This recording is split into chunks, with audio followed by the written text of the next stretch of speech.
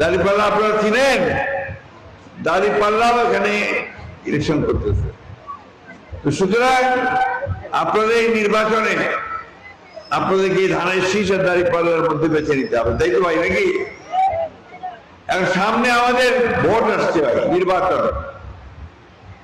এই নির্বাচন আপনারা কি করবেন? ভোট দিবেন তো নাকি? এইবার ভোট দেওয়ার মতো অবস্থা তৈরি হয়েছে, সবাই ভোট দিতে পারবেন?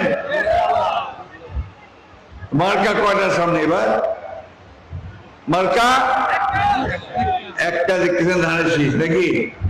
নৌকাটা এবার দেখা যাচ্ছে না, নৌকাটাকে, তাই না?